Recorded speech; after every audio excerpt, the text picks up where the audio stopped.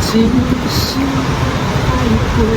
新时代女性就是要这样，好不好？大家印象当中应该记得，我在女人胆的时候都有唱一些这种类型的歌曲，就是要为女性发声。爱情呢，当然像以前的我啦，就是还没结婚之前，就是属于那种爱一到对五香蜜啊，或者是伤一半那类的人。但是我觉得现在可能已经开始心境转变，当了妈妈，然后当人妻之后，我觉得有时候就是要为自己勇敢一次。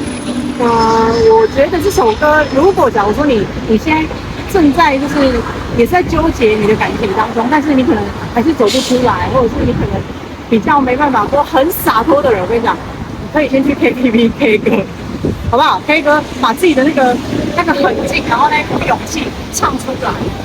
我相信这首歌会是一个很好抒发的情歌，很洒狗血的感觉。而且很巧的是，我的师弟郭宗佑，他是不是有一首歌叫做《从一定要从今后》？然后我就跟他说，我跟你说，我的新专辑也有一首歌叫《从今后》，但是我决定不改那个歌名，因为我想要那个歌本打开的时候，一个是大郭，一个是小郭，然后都是从今以后，就是跟他连在一起，好不好？就是既然同公司就互相照顾，但是到底谁是大郭呢？谁是小郭呢？现在看身形应该就知道谁是大郭，谁是小郭。